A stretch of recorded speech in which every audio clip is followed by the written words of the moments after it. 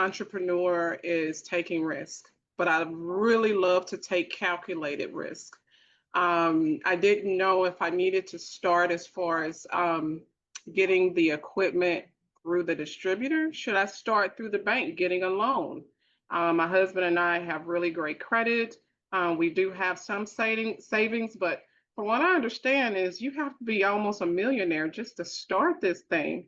And I'm like, is this a possibility for us? So I would love to get your insight on um, as far as the interest is concerned, if you should go through the distributor or if you should try traditional banks. Hey, I'd like to chime in on this, Danielle. Yeah, absolutely. Thanks, Melissa. Of course. Nice to meet you, Tamika. Hi, Melissa. Hi, I've been in the industry for 27 years, so I've seen a lot, done a lot. You don't have to be a millionaire to get started. You do have to have some cash. The best way that I can put it is 30% of your project is what you're going to need in cash. So if your project's $1 million, equipment and construction and all the things that you need, you're going to need about $300,000 cash. So that's kind of a good rule of thumb. You can scale it from there, but you're going to need about 30% cash. And I would probably start with talking with a banker, finding out what you can qualify for credit-wise, look at the cash that you have, start looking for locations. When you find the right one, be ready to move because it won't last. Okay. I'll chime in too and add a little more. So from a finance perspective, if you are looking to buy real estate with your purchase, I would definitely go the route of SBA or a local bank.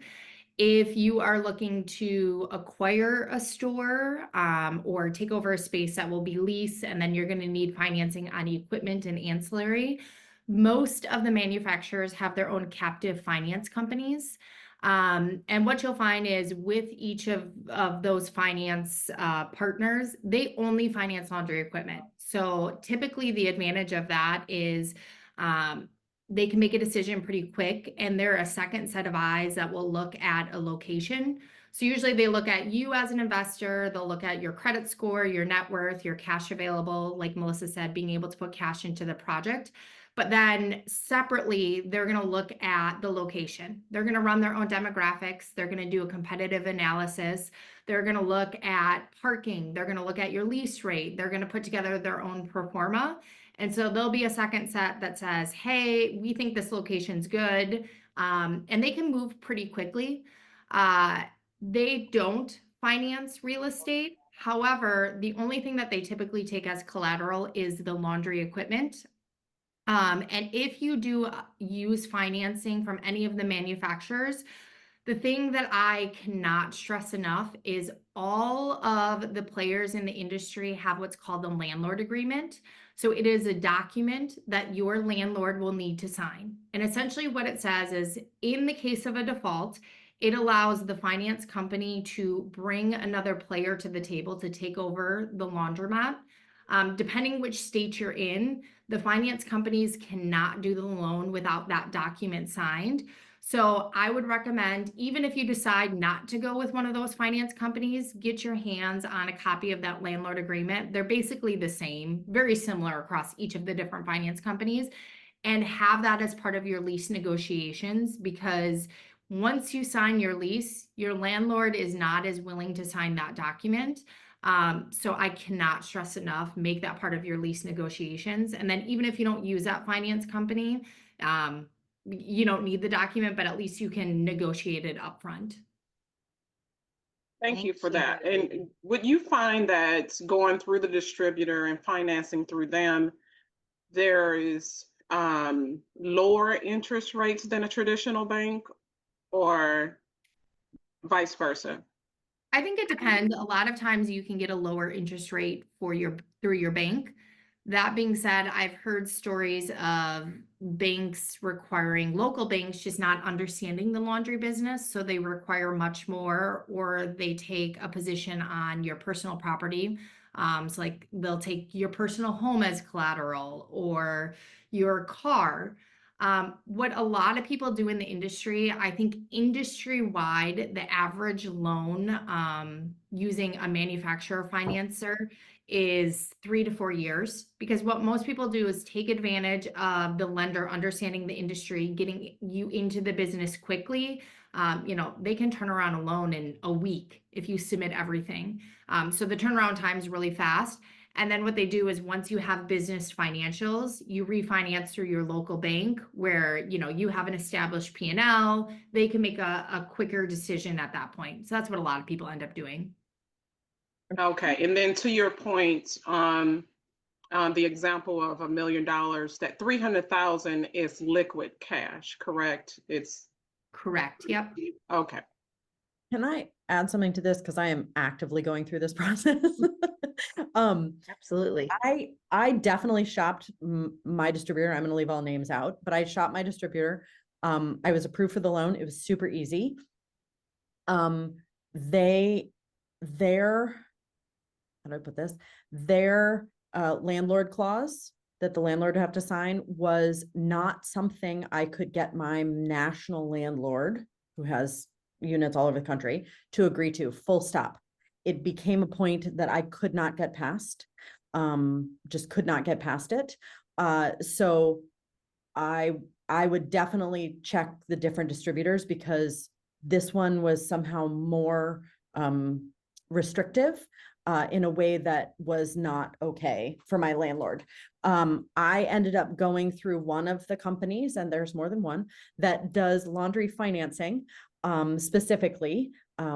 You can find them at the Wash Dry Fold convention. You can find them at the Clean Show, I bet. I don't know that, but I'm assuming. Yes. But they are there, and that's all they do. So they're I mean, they do other things, but that's a big piece of their business. And so I actually am going through one of those funding sources that isn't the distributor, but isn't also my local bank. And it's the same setup basically, in terms of you need to have 30% of the total project.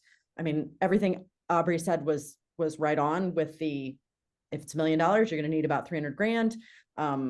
And go from there. The other thing is, if you are building out, whatever you think your build out number is, it's not enough. It just isn't enough. My plumbing build out, just the plumbing portion, plumbing alone, $124,000. Just the plumbing. That's it.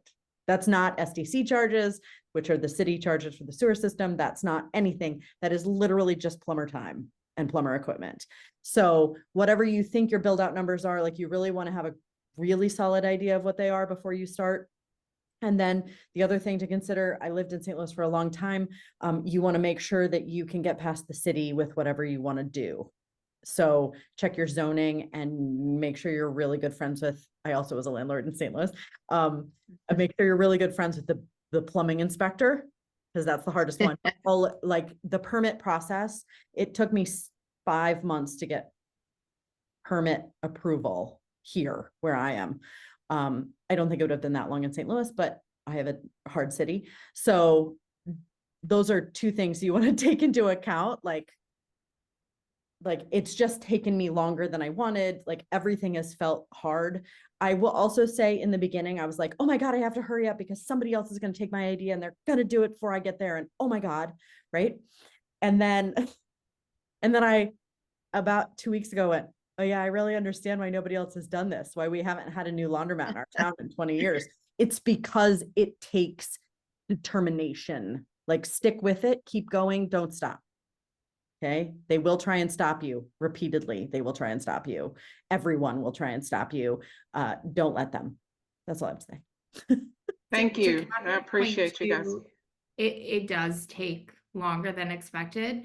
From a lease negotiation standpoint, there's usually 2 angles that people will take. One, getting TI money, or 2, trying to get a longer term on the front end of no rent.